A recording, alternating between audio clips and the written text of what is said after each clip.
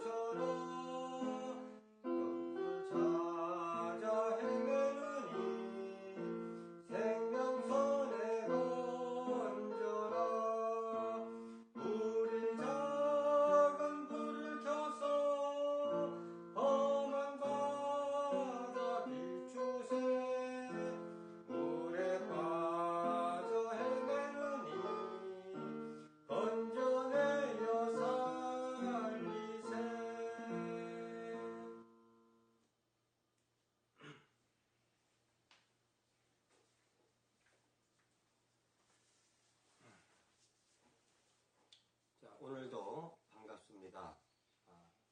1인 1교회, 오늘 시청해 주시는 분이 있는지 모르겠습니다만은, 1인 1교회는 참 비용이 들지 않는 교회입니다.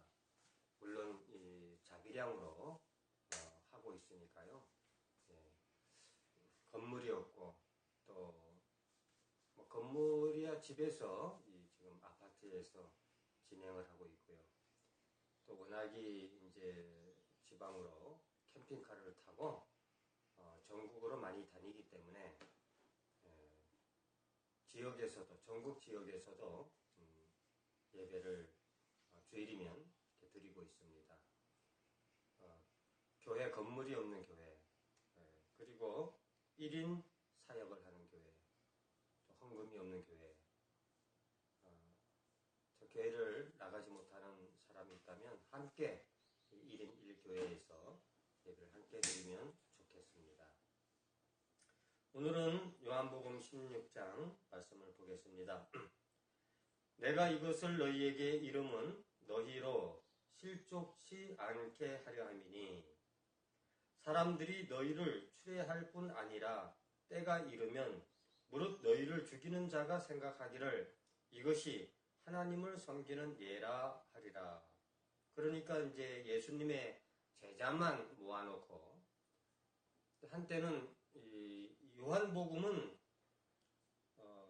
예수님의 그 핵심적인 활동 분야,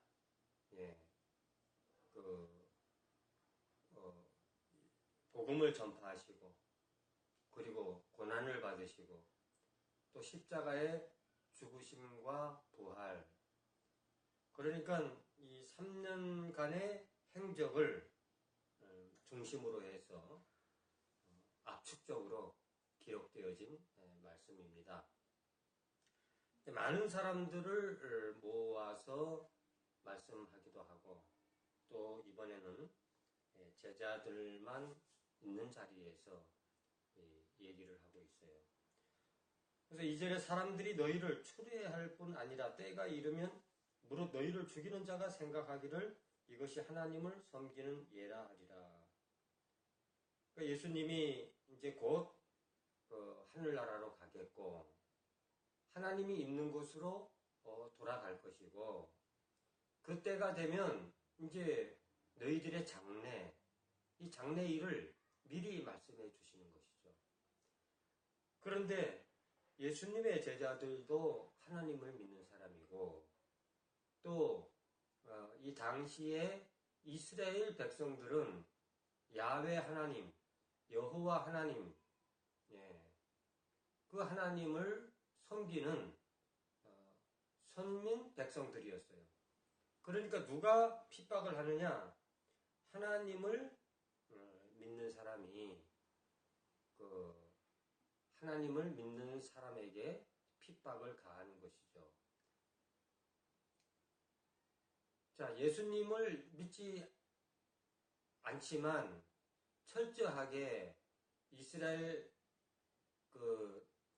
선지자, 또 이스라엘의 율법사,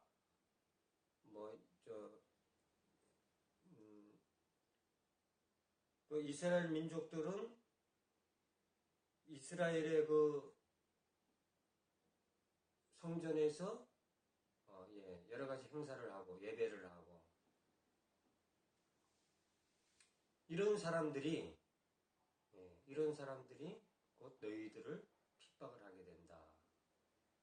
그러니까 이 기독교의 역사를 보면은 이때뿐만 아니라 예수님 당시뿐만 아니라 수많은 사람들이 하나님을 믿는 자가 하나님을 믿는 자를 죽이는 그런 끔찍한 일들이 많이 벌어졌습니다. 우리 생각에는 하나님을 믿는 사람들이 어떻게 사람을 죽일 수 있느냐라고 생각을 하게 되는데요. 그러나 2000년이 지난 이 시대의 역사를 살펴보면 중세시대에 개신교가 탄생되어졌을 때 수많은 믿는 자들이 핍박을 당하고 목숨을 잃게 되었죠. 바로 그 얘기를 하는 겁니다. 그런데 생각하기를 이것이 하나님을 섬기는 예라. 그러니까 우리도 하나님을 믿는 사람들이 핍박을 할 때가 있어요. 교회를 열심히 다니지 않는다. 또 주일 성수를 해야 된다. 또 어떤 사람에게는 이단이다. 여러 가지 자기가 믿는 바에 맞추어서 그 기준에 맞지 아니하면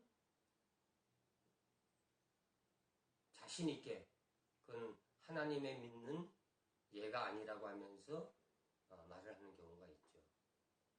큰 일은 아닙니다만은 소소한 일이지만은 우리는 자칫 잘못하면 이것이 하나님을 위하는 예라 하면서 말하는 것들이 잘못된 게 많이 있다는 거죠. 실수하는 일이 많이 있어요. 그런 예들을 다 하나하나 예를 들을 수는 없지만은 그런 부분에 있어서 조심해야 된다.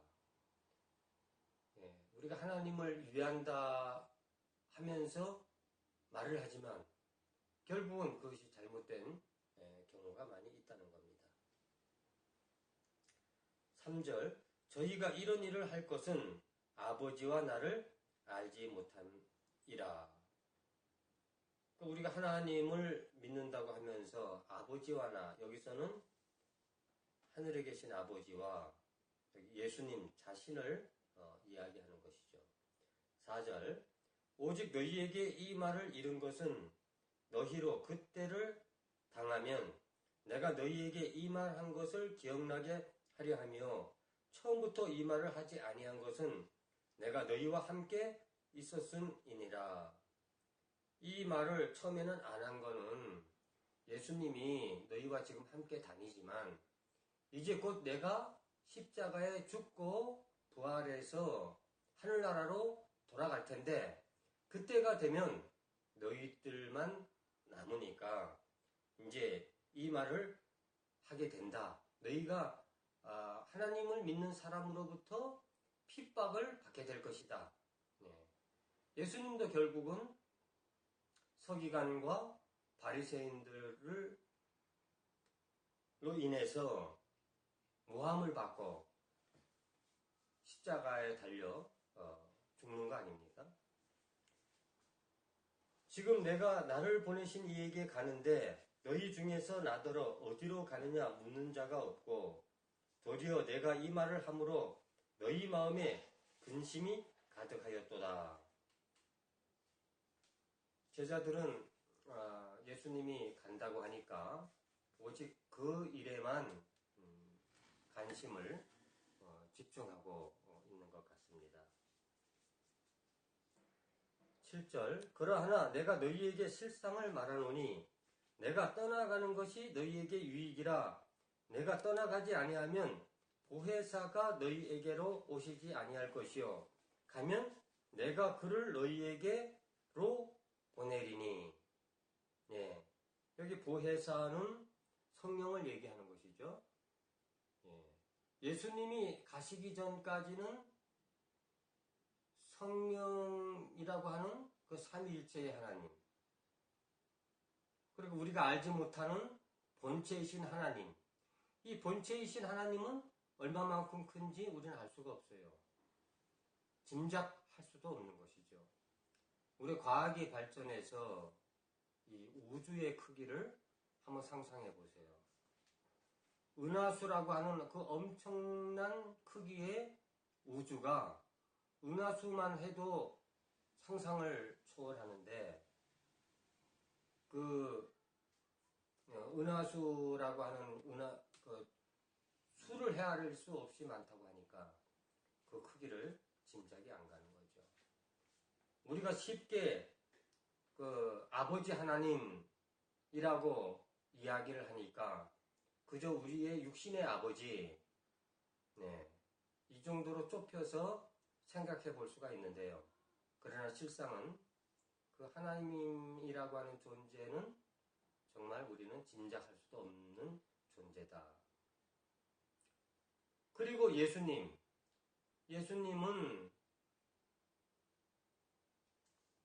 제 삼위일체 하나님 중에 한 분이시죠. 하나님과 함께 있었고 본래 하나님이시다 하는 분이 예수님이십니다. 그 예수님이 이 땅에 인간의 몸을 입고 인간의 모습으로 인간과 똑같이 이 땅에 오셨죠. 그래서 그 하나님의 존재를 알 수는 없지만 예수님을 보고서 우리와 같은 감정을 가지고 또 생각을 가지고 그러한 부분이 있구나 하는 것을 느낄 수가 있는 것이죠. 그리고 제 3위의 하나님, 성령, 그 성령 하나님은 예수님은 이제 인간의 모습으로 오셨으니까 그렇게 이해하시고요. 성령은 보이지 아니하시는 그 영적인 존재입니다. 그 영적인 존재라고 하는 것은 우주에 꽉 차 있는 것이죠. 꽉 차 있는데 사람 마음에만 없어요. 사람 마음에만 들어오지 아니하셨다. 그런데 예수님이 가면 그 성령이 우리 마음속으로 초대되어져서 들어갈 수 있다 하는 것이죠. 그 보혜사가 너희에게로 반대로 말하면 오신다 그런 뜻입니다. 8절 그가 와서 죄에 대하여 의에 대하여 심판에 대하여 세상을 책망하시리라. 여기 세 가지가 나오죠. 죄와 의와 심판. 9절 죄에 대하여라 하면 저희가 나를 믿지 아니하며, 죄하면은 남을 것을 훔치고 그 다음에 강도짓하고, 그리고 속이고 남을 해치는 이런 일들이 죄입니다. 그런데 여기서 죄라 함은 예수님을 믿지 않기 때문이다. 그래서 우리가 생각하고 있는 남을 해치고 빼앗고 죽이는 이런 죄들이 하나님을 믿지 않는 데서 나온다. 예수님을 믿지 않는 데서 나온다. 이렇게 되는 것이죠. 우리가 버스를 타더라도 믿고 타는데, 우리가 얼마 전에 신문에도 나왔습니다만, 버스가 장거리 버스 같은 경우에는 굉장히 신호 위반을 많이 하고 과속으로 다니고 난폭 운전을 한다. 그런 얘기를 듣게 됐어요. 그 이유가 뭔가? 배차 시간이라고 하는 게 있고 또 빡빡한 스케줄이 있고 그리고 차가 시내에 들어가면 밀릴 때가 있으니까 이걸 다 정상적으로 운행을 하면 시간이 촉박해지고 실수도 없고 그래서 늘 기사님은 잠이 부족하다고 그래요. 졸음하고의 싸움이다. 운전을 하는데 정말 우리 승객들을 안전하게 이렇게 해줘야 되는데 졸음하고 싸운다고 하니 참 걱정이 많이 되는 일입니다. 그래서 조금이라도 빨리 들어가서 쪽잠이라도 자야 되니까 그렇게 운행을 난폭적으로 해서 빨리 가려고 그렇게 한다는 것이죠. 그걸 아는 순간에 어떻게 되겠어요? 믿음이 사라지는 것이죠. 우리는 이 대기업 식품들이 믿을 수가 있다라고 하지만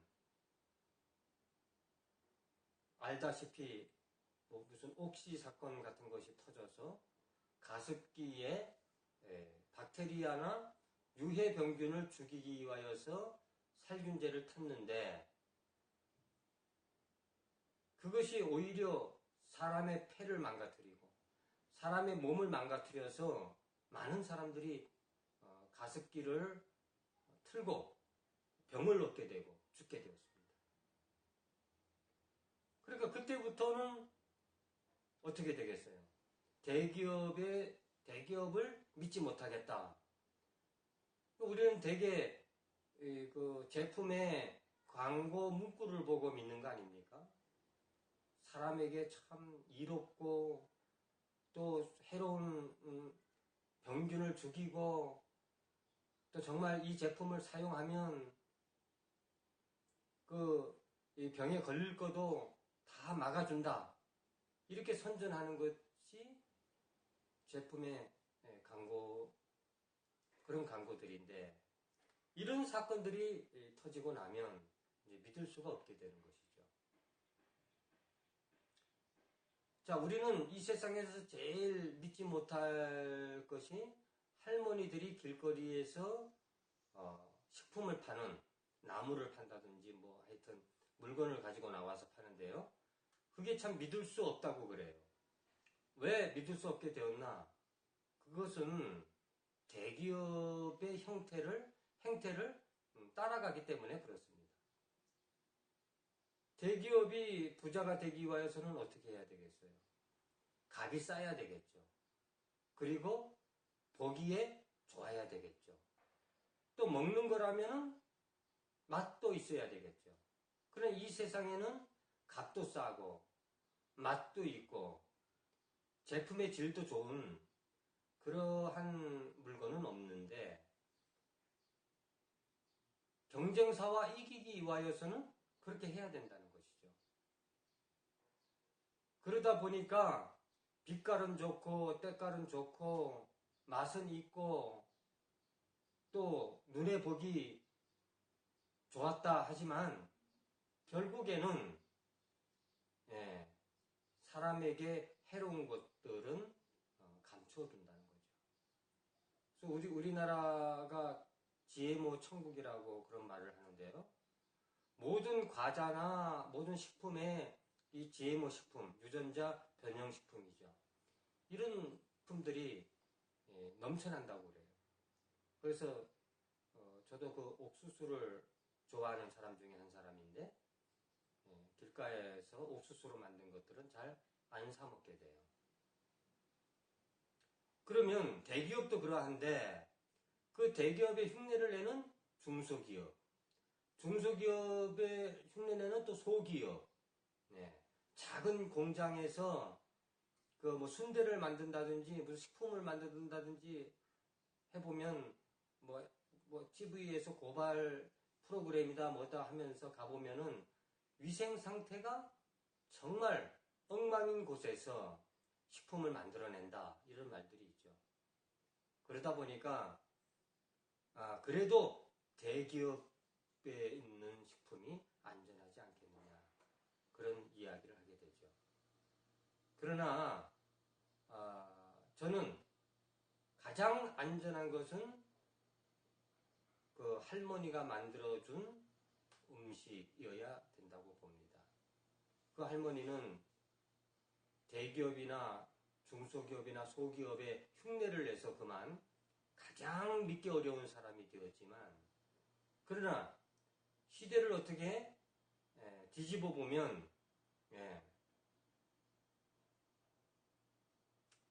그 1인 사업자들이 가장 좋은 식품을 만들어낼 수 있고 1인 사업자들이 가장 안전한 제품을 만들어낼 수 있습니다.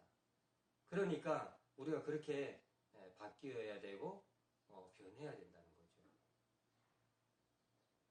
1인 기업이 대기업처럼 하지 못하는 것이 많이 있는데 대기업이 할 수 있는 것은 대기업이 하게 하고 1인 기업이 할 수 있는 것은 1인 기업이 하면 그 대기업을 능가할 수가 있습니다. 지금 우리가 1인 1교회 예배로서 이 말씀을 드리고 있는데요. 제가 1인 1교회에 아프리카 TV를 한다고 해서 뭐 저 큰 대형 교회들을 미워하는 것은 아닙니다.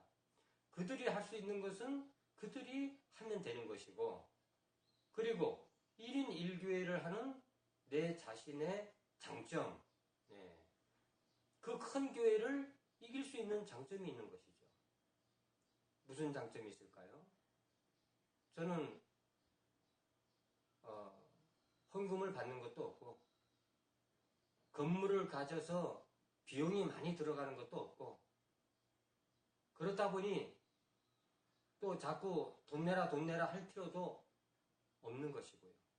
그리고 치우쳐서 하나님의 말씀을 전하지 않아도 되는 것이죠. 1인 기업가들이 사람에게 건강한 그 제품만, 그 먹거리만을 연구해서 만들어낼 수 있듯이 1인 1교회라고 하는 이 장점은 하나님의 말씀을 있는 그대로 좀 전달해보자. 알면 아는 대로, 모르면 모르는 대로 이렇게 말할 수밖에 없는 것이죠. 포장할 필요도 없고요. 그래서 지금 이 믿는 얘기를 하고 있는데요. 자, 한번 제일 무서운 것이 의처증, 의부증 뭐 그런 거라고 하지 않습니까? 또 우리가 뭔가 물건을 거래하더라도 한 번 저 사람을 의심을 하게 되면은요, 믿음을 갖지 못하면 별반 문제가 없는 행동이나 사건, 이것을 다 오해를 하게 돼요. 자기 자신들이 막 구슬 깨워 맞추듯이 깨워 맞추고, 그렇게 함으로 해서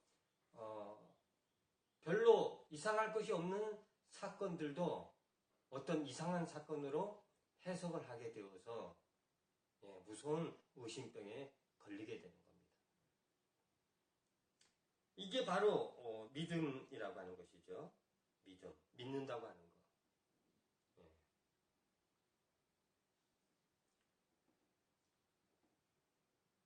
그리고 죄에 대하여라 함은 저희가 나를 믿지 아니하며,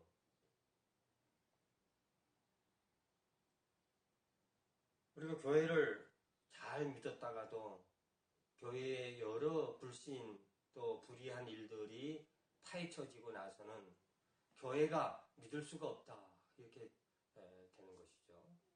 다 믿을 수 없다 하더라도 우리는 그 예수님에 대한 믿음, 그 믿음을 가져야 되겠습니다. 이 세상에 대한 믿음을 가지지 못한다 할지라도 예수님을 믿으면 믿음의 사람이 되고, 또 이 세상에 살아가고 일을 할 때도 믿을 수 있는 삶, 믿을 수 있는 일, 그런 것들을 할 수 있게 되는 것입니다. 10절에 의에 대하여라 함은 내가 아버지께로 가니 너희가 다시 나를 보지 못하며, 의라고 하는 것은 정의 뭐 이런 것인데, 아버지께로 가니 너희가 다시 예수님을 보지 못한다, 이게 의라고 하는 것이죠. 근데 이게 의라고 하니 이해가 잘 되지 않습니다. 저도 잘 이해는 안 돼요. 예수님이 가시면 누가 온다고 했습니까? 보혜사 성령님이 오시고, 이미 있었던 분이죠. 오시고 뭐 자시고 할 필요는 없어요. 성령님은 이미 있었던 분이신데 우리 마음속에 들어오시겠다 하는 그것이죠. 예수님이 가셔야 보혜사 성령이 오시니까, 어쨌든 의에 대하여라 함은 내가 아버지께로 가니 너희가 다시 나를 보지 못하기 때문이다, 이렇게 말씀하셨는데, 이 정도로 보혜사 성령이 오셔서 그 의를 세운다 하는 그런 뜻인지, 어쨌든 요 정도 선에서 의는 보겠습니다. 11절 심판에 대하여라 함은 이 세상 임금이 심판을 받았음이니라. 이 세상 임금은 결국은 사단을 얘기하는 것이죠. 우리는 이 세계가 어떻게 존재되어 있는지 모릅니다. 다만 이 성경을 통해서 우리 그 사람이나 식물이나 우주처럼 눈에 보이는 세계, 그리고 우리가 눈에 보이지 않는 피조물도 있다는 것을 인식을 하게 되죠. 그 눈에 보이지 아니하는 피조물의 세계도 하나님이 창조하셨는데, 거기에 하나님의 반역을 일으켜서 사탄이 되어버렸죠. 이 영계에서 이 사탄이 이 지구의 인간, 이 지구를 말하자면은 점령을 하고 있습니다. 우리 사람들이 로봇처럼 사탄의 말을 따라하는 건 아니에요. 다만 사탄이 유혹을 한다. 그러니까 이브에게 사과를 먹으라고 유혹을 한 것처럼, 그 하와가 사탄의 로봇가 되어서 시키는 대로 한 건 아니죠. 자기 스스로 그 유혹을 받아서 죄를 짓게 됩니다. 그런 것처럼 이 사탄이 이 세상을 주물르고 있고 이 세상의 임금으로 군림을 하였는데 어떻게 된다고 했습니까? 심판을 받았음이니라. 그 심판을 받았다고 해서 지금 영향력이 전혀 없다는 뜻은 아니에요. 심판을 받고 그 다음에 형이 집행이 되어야 되겠죠. 우리가 재판에서도 심판을 내리지 않습니까? 심판 내리는 날짜가 따로 있고 형이 집행되는 경우가 또 따로 있는 것이죠.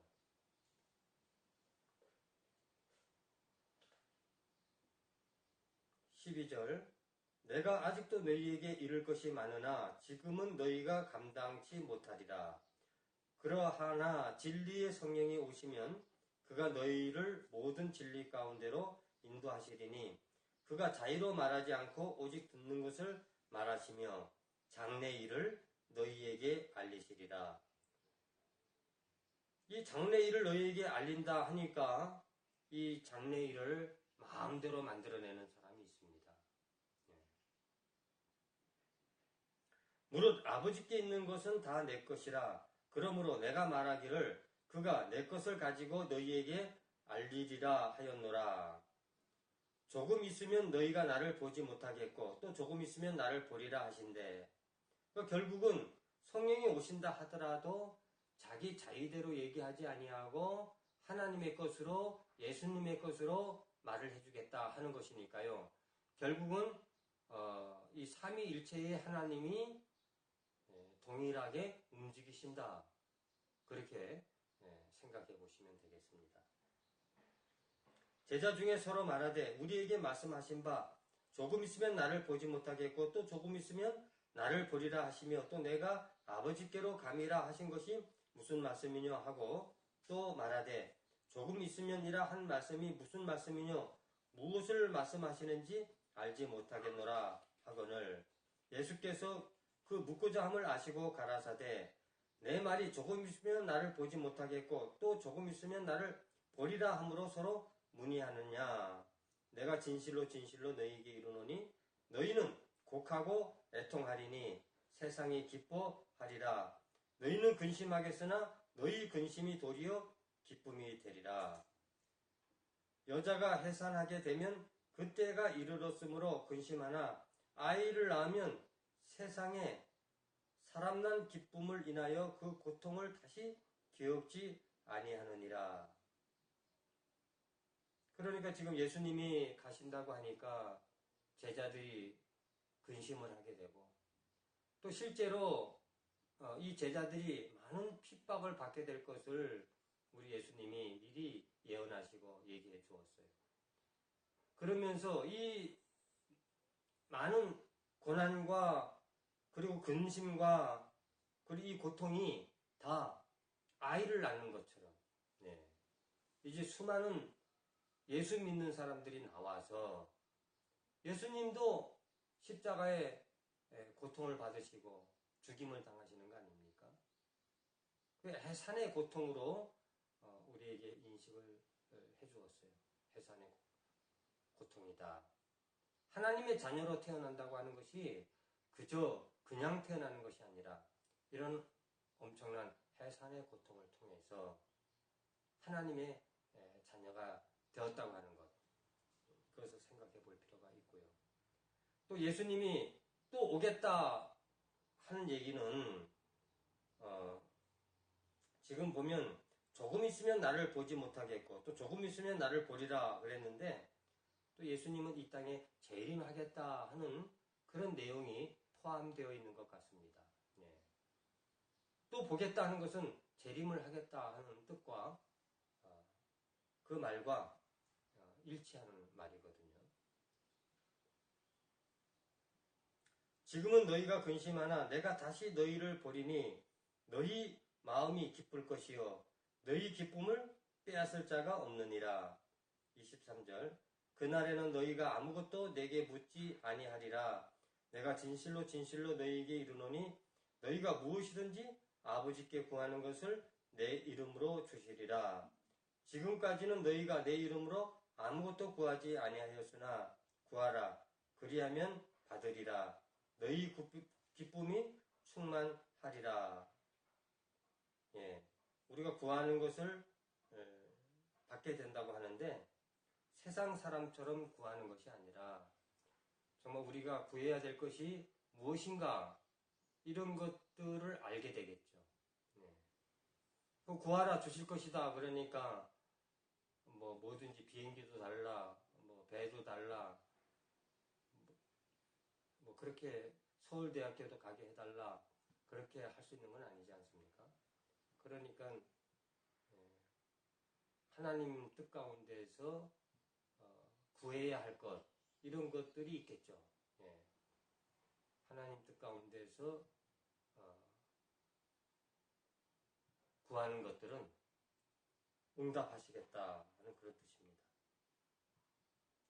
그날에 너희가 내 이름으로 구할 것이요 내가 너희를 위하여 아버지께 구하겠다 하는 말이 아니니 이는 너희가 나를 사랑하고 또 나를 하나님께로서 온 줄 믿은 거로 아버지께서 친히 너희를 사랑하심이니라. 우리도 이 세상을 살아가면서 우리는 부모님의 슬하에서 자라나고요. 또 장성되어지면 또 자녀를 낳게 되고 그리고 부모님이 정상적으로 병이 나지 않고 자연의 뜻대로 순리대로 한다면 부모님이 먼저 돌아가시겠죠. 또 어떤 이들은 참 나 혼자다 이렇게 쓸쓸히 생각하는 사람들도 있겠죠. 예수 믿는 사람들은 언제나 예수님이 우리와 동행하신다 하는 것을 잊지 마시고 또 내가 구할 곳이 없는데 그렇죠? 사람은 누군가 의지도 해야 되고 또 내가 누군가에게 부족할 때는 구해야 하는데 구해야 할 사람이 없는 것이죠. 그랬을 때에 예수님은 언제나 나와 동행하시고 내가 구할 수 있는 분이다. 내가 구할 수 있는 그분은 하나님이신 것이요. 하나님보다 크신 이는 없죠. 그래서 내가 구할 수 있구나. 내가 구해볼 수 있는 정말 큰 인물이 있구나 하는 것을 염두에 두면서 너무 나 혼자구나 하는 그런 생각보다는 예수님과 함께 동행하면서 내가 의지하고 내가 구할 대상이 있다고 하는 것 여기에 많은 용기를 가지시기를 바랍니다. 내가 아버지께로 나와서 세상에 왔고 다시 세상을 떠나 아버지께로 가노라 하시니 그래서 우리는 돌아가신다 그렇게 얘기하는 거죠. 사람이 죽으면 돌아가셨다 이렇게 얘기하지 않습니까? 왔던 곳으로 돌아간다 그런 뜻이죠. 우리는 부모님, 어머님의 뱃속에서 태어났지만 우리의 고향은 하늘나라고 우리의 고향인 하늘나라에서 왔기 때문에 그 하늘나라로 다시 돌아가는 것이죠. 제자들이 말하되 지금은 밝히 말씀하시고 아무 비사도 하지 아니하시니 우리가 지금에야 주께서 모든 것을 아시고 또 사람의 물음을 기다리시지 않는 줄 아나이다. 이로써 하나님께로서 나오심을 우리가 믿삼나이다. 제자들이 이제 예수님의 이 말씀을 경청하면서 조금씩 이해해 나가는 것이죠. 예수님은 우리 인간과 조금 다르신 분이구나. 정말 하나님의 아들, 하나님의 아들로서 신성한 분이시구나 하는 것을 깨달아가고 이해하게 되는 것입니다. 예수께서 대답하시되 이제는 너희가 믿느냐? 보라, 너희가 다 각각 제 곳으로 흩어지고 나를 혼자 둘 때가 오나니 벌써 왔도다. 그러나 내가 혼자 있는 것이 아니라 아버지께서 나와 함께 계시느니라. 이제 16장에 와서 드디어 이제 예수님이 잡혀가는 그 일이 곧 닥치기 직전입니다. 예수님이 잡힐 때에 이 제자들이 다 흩어지겠다는 것이죠. 예. 그러나 끝까지 우리 예수님과 동행하시는 분이 있는데 그분이 아버지 하나님이다. 우리도 언젠가는 내 주변의 사람들이 다 흩어지고 나 혼자 고독하게 가야 할 때가 올 것입니다. 그때에도 동행해 주시는 분은 우리 예수님이다 하시는 것을 잊지 마시기 바랍니다. 이것을 너희에게 이름은 너희로 내 안에서 평안을 누리게 하려 함이라. 세상에서는 너희가 환난을 당하나 담대하라. 내가 세상을 이기었느니라 하시느니라. 예수님이 하신 이 말씀, 내가 세상을 이겼다. 생로병사. 사람은 예수 믿는다고 핍박을 받을 뿐만 아니라 사람은 태어나서 먹고 살기 위하여서 참 애써야 되고요. 또 노인이 되어서 참 이것저것 아프게 되고 그리고 또 병이 들게 되고 결국은 이 생을 다 하며 죽게 되는 거 아닙니까? 그럴 때에 일제라도 담대하라. 내가 세상을 이겼다. 이 말씀이었습니다. 죽음마저도 이기셨다라는 이 말씀을 우리에게 주시는 겁니다. 그래서 이 하나님의 말씀이라고 하는 것은 이 말씀을 통해서 이단도 많이 나올 수 있는 것이고요. 자기 입맛에 맞추어서 만들어낸다면 얼마든지 참 교주화, 우상화할 수가 있어요. 그런데 현혹되지 마시고 이 하나님의 말씀을 통해서 언제나 예수님과 나와의 관계라고 하는 거, 1대1의 관계라고 하는 거. 그래서 우리가 1인 1교회 아닙니까? 예수 믿는 사람들이 서로 교제하고 담소를 나누고 그 형제 자매로서 그렇게 친분을 나누어야 됩니다만은 언제나 예수님과 나와의 1대1의 관계라고 하는 것 잊지 마시고 오늘 이 말씀을 마치도록 하겠습니다. 자, 그럼 기도하겠습니다. 살아계신 아버지 하나님, 오늘 이 말씀을 통해서 우리에게 이제 용기를 주시고 또 참 이 세상 믿음에 대하여서 또 의에 대하여서 심판에 대하여서 우리에게 말씀해 주었습니다. 참 믿음이라고 하는 것은 참 이 세상에 믿을만한 게 무엇이 있겠습니까? 오직 우리 예수님이 그 하나님의 아들로서 이 땅에 오신 것을 믿고 또 그 믿음으로 해서 참 믿을 수 있는 사람이 되게 인도하시고 축복해 주옵소서. 또 의에 대하여서 우리 예수님이 이 세상에서 이제 올라가신다고 말씀하셨는데 자, 보혜사 성령이 그 의가 되시는 분인 줄 우리가 믿습니다.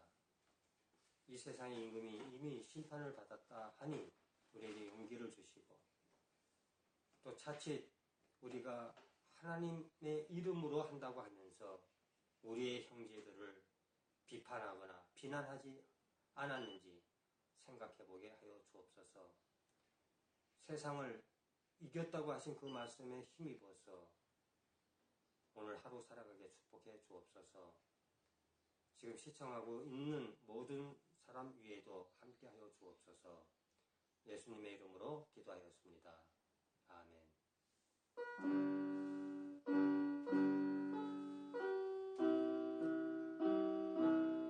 그러면 오늘 1인 1교회 예배를 마치도록 하겠습니다. 그 다음 주에도 1인 1교회 아프리카 예배는 계속 되니 꼭 시청해 주시기